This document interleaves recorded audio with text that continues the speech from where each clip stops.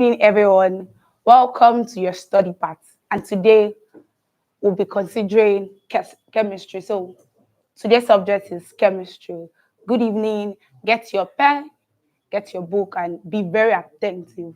This tutorial is basically for O level, JAMB, UTME, WAEC, NECO, GC, all of them. We'll be considering them stepwise. That means we'll be considering topic by topic. We'll take it from the first topic. But let's start off. Chemistry. Chemistry, you all know, is a science subject, right? What exactly is chemistry? Chemistry is a branch of science that deals with the study of matter. That means everything in chemistry is about matter. Everything, the calculation, the theory, all aspects of chemistry is about the study of matter. So we'll talk about the composition, right?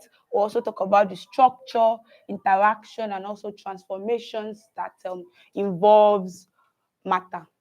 For O level, chemistry can be divided into these aspects. Chemistry actually can be divided into more than these aspects, but for O level, we stick to general chemistry, inorganic chemistry, and organic chemistry. There are also several branches of chemistry like analytical chemistry, environmental chemistry, chemical kinetics. We also have physical chemistry, but for O level, we'll be considering general chemistry, inorganic, and organic. When we say general chemistry, what comes to mind? Topics like separation, topics like compound and mixture, periodic table, and a whole lot falls under general chemistry. Separation, compound mixture, matter, volumetric analysis, acid and base, oxidation and reduction reaction, they are all under general chemistry. When we talk about inorganic, we're talking about the chemistry of elements. That means chemistry of hydrogen, the chemistry of halogens, the chemistry of nitrogen, chemistry of carbon, chemistry of oxygen. So we are talking about elements, considering them individually, right? And so when we move to organic chemistry, what comes to mind? Hydrocarbons. So that's about it. Hydrocarbons, you have your alkanes, alkenes, alkynes, alkanol, alkanone, alkanoic acid, aldehyde, ketones. They are all under organic chemistry. So we'll be starting off with the general chemistry. And the first topic we'll be considering today is atom. Atom. And so today's topic will be under atom.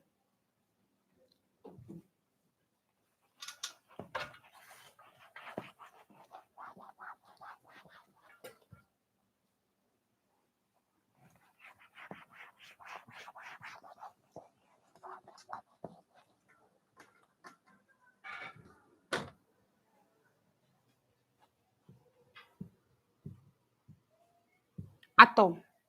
I'm sure this word is not new to any one of us in this class. So what's an atom? An atom is the smallest part of an element that can take part in a chemical reaction. The smallest part, you can say particle, of an element that can take part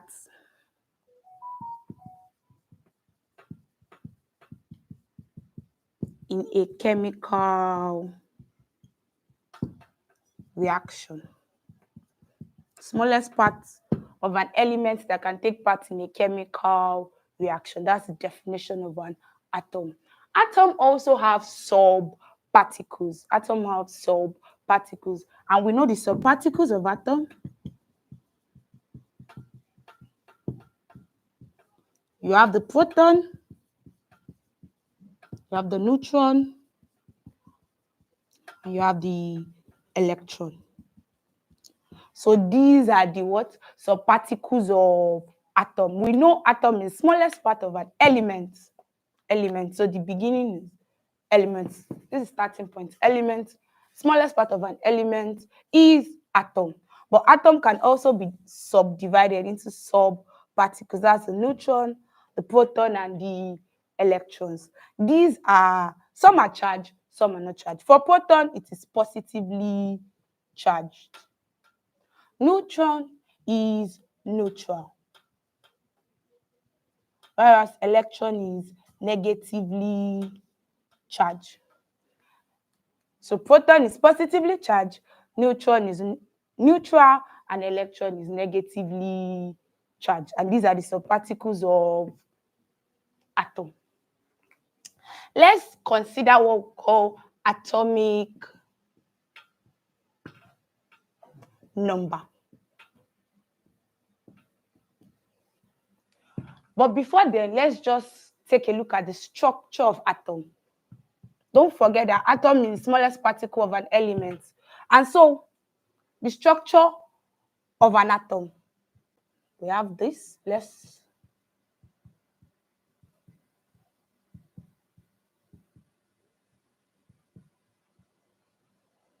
Then we have this. Let me redraw that.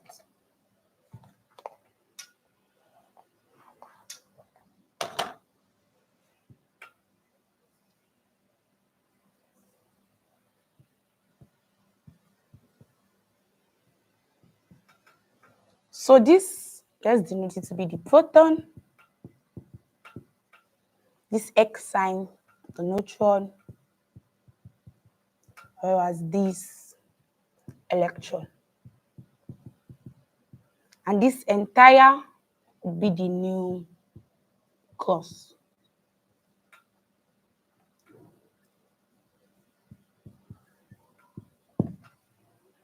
That means the proton and the neutron is found inside the nucleus, whereas the electron orbits around the nucleus. The neutron, which is neutrally charged, proton, which is positively charged, is found inside the nucleus, whereas electrons, which are negatively charged, orbit around the nucleus. So let's move on to atomic number.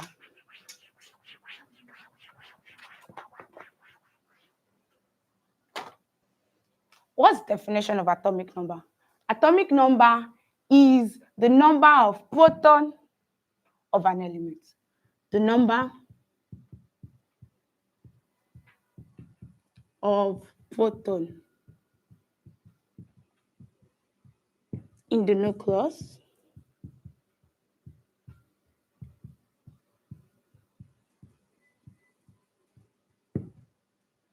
so we can say atomic number is the what? Proton number.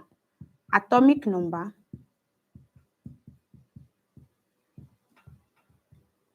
is equals to what? Proton number. For a neutral charged atom, that means for an atom that is neutral, an element that is neutral,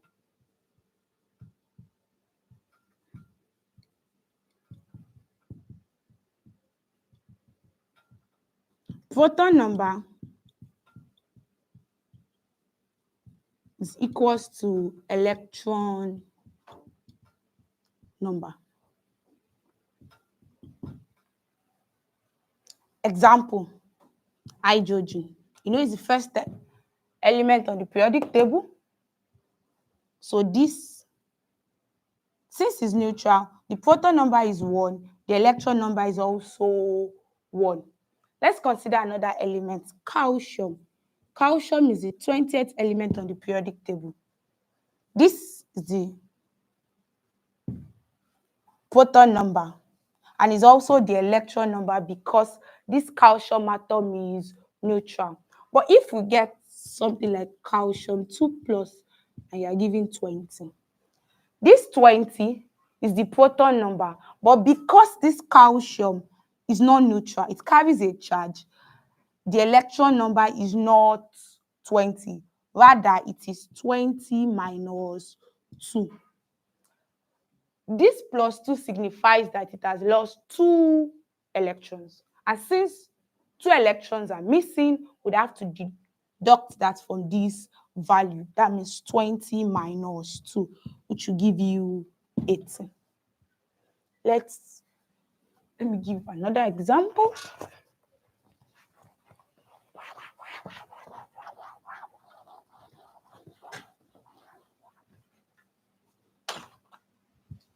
For chlorine, chlorine is the 17th element on the periodic table. So the atomic number is 17. But if it has a negative sign here, that means it's negatively charged. That means it is an anion. It has what? Received one electron to itself. If I'm asked the proton number is 17. Electron number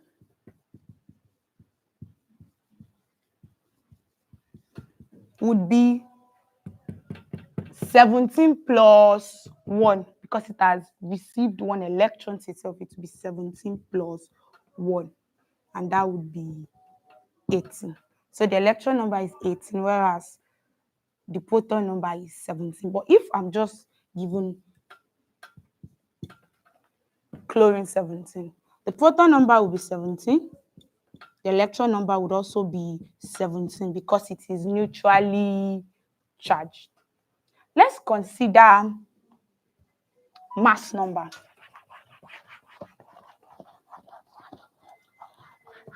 Mass number.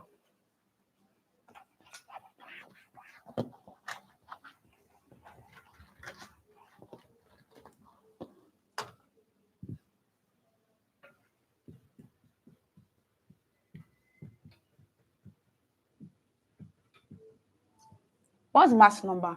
Mass number is the sum of the proton and the neutron of an element. The sum of the proton and the neutron in the nucleus of an element. Don't forget the structure of atom I drew. I made mention that both the proton and the neutron is found in the nucleus. So mass number is the sum of the proton and neutron in the nucleus of an element. So mass number would then be equals the proton number plus the neutron number. So if I'm given calcium, or let's start from unknown, an atom X,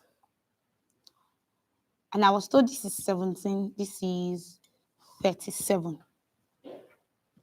This is the atomic number,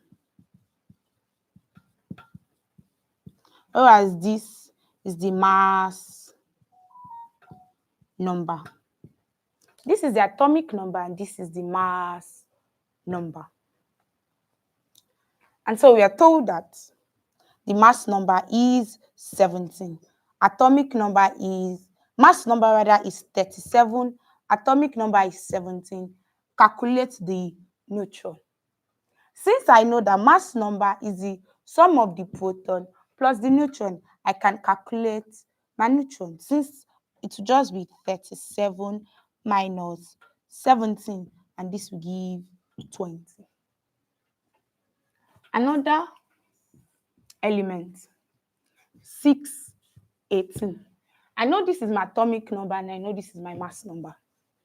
This is neutrally charged. So proton number is 16. Neutron is also 16 because it doesn't carry any charge. Whereas the mass number is, proton is 6, neutron is 6 from here, and mass number is 18.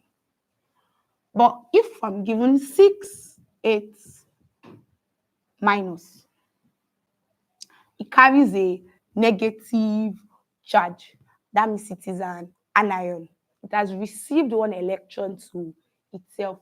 Proton number would also be 6, but electron would not be 6 because of this charge. Rather, it would be 6 plus 1, which would be 7. And mass number would also be 18. What would be my neutron number? My neutron would be the mass number minus the proton. Mass number is what? 18. Proton is 6. Neutron would then give us 6. Let's take a couple few examples.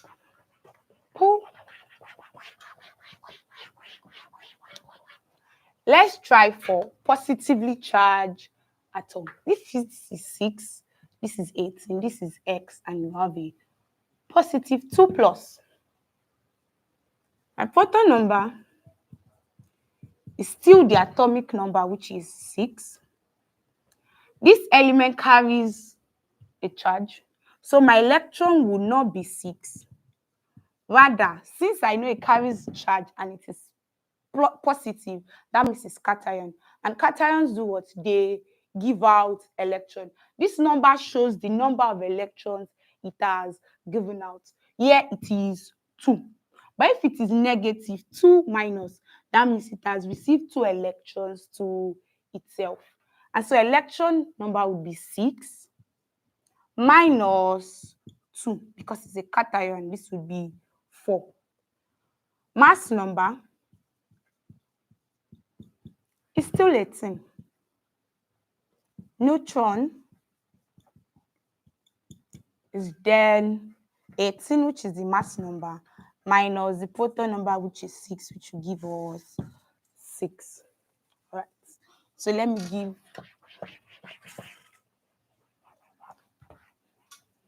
write a table that we can practice with in order to solidify our knowledge on that. Okay, particle.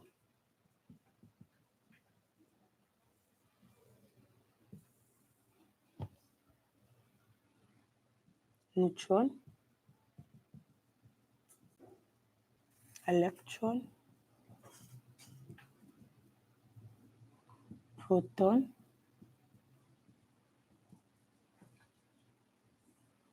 Mass number. W2 plus, X2 plus, Y and Z. This is 12. This is blank. This is blank. This is 12 as well. Blank, blank, 13, 11. This is blank. This is 8. This is blank. This is blank. This is 24, 16, 27, and this blank. This is a typical exam question. If you are asked to complete the table, So let's take it one after the other, starting from W2 plus. 2 plus signifies that it is what? It is a cation. That means it has given off 2 electrons. So, solution. W2 plus. What information were we given? We were given the neutron number to be 12. We are given the mass number to be 24. And so from this information, we can calculate the proton number, because we know that mass number is equals to proton plus neutron. So it's then be, since mass is equals to proton plus neutron, mass number is 24. We're not given proton, but we're given neutron. Make this subject formula 24. This will cross to the other side, minus 12 equals to P. 24 minus 12 is 12. That means P is 12. That means for here we can write 12. No, sorry. We calculated the proton number. Proton number is 12. Let's go back to the particle. It is not a neutral atom. If it was a neutral atom, proton number would be equals to the electron number. But since it's not a neutral atom, rather it carries a charge, we'd have to respect that charge. and it is 2 plus, that means that's giving off 2 electrons. Basically, it will be 12 minus 2, which will give 10. That means the number of electrons is 10. So we are good with that. Let's move on to the second.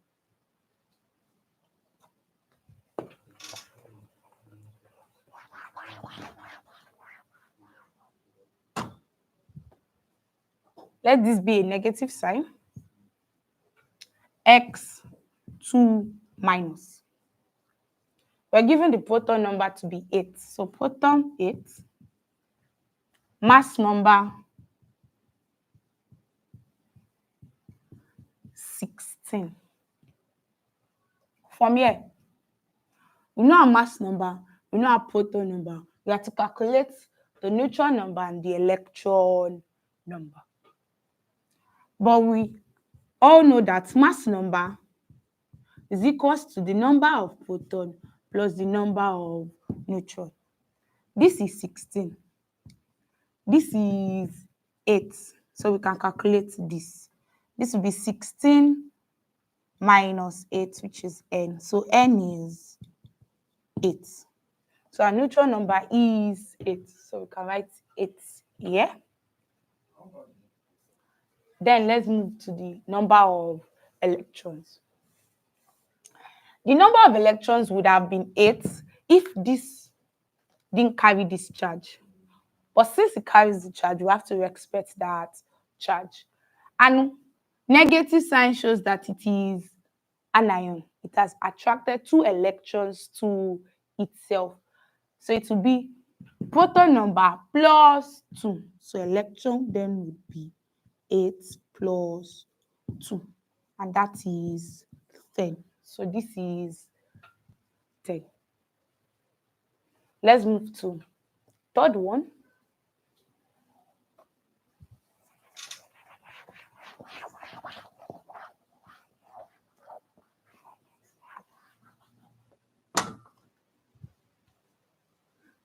As Y. We're given electron number to be 13 and mass number to be 27. This is a neutral atom. And since it's a neutral atom, the number of protons will be equal to the number of electrons. So the proton number would be 13. Since it's a neutral atom, then we are left with calculating the number of neutrons. And we know mass number is equal to the number of protons plus the number of neutrons. We know our mass number to be 27, proton to be 13 plus n. So this is 27. This will cross the equality sign, then it will be negative equals to n. Neutron then will be 27 minus 13 is 14. So this is 14. This is 13. And this is 14. The last one.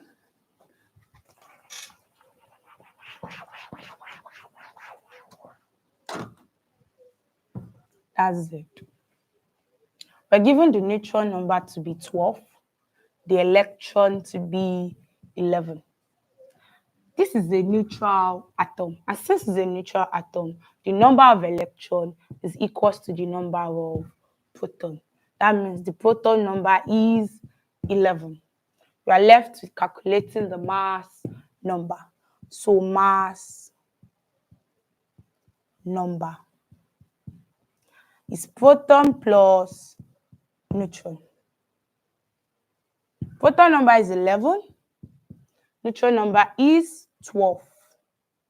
11 plus 12 will give 23. And so this is 23. And the proton number is 11. So we've completed the table. Let's move on to another concept.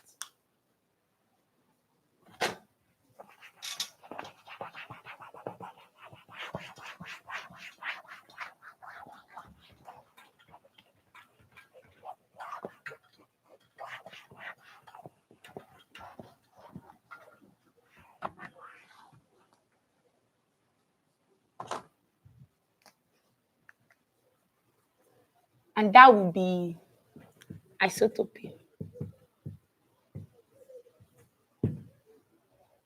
We all know that atoms of the same element would have the same mass number, right? Calcium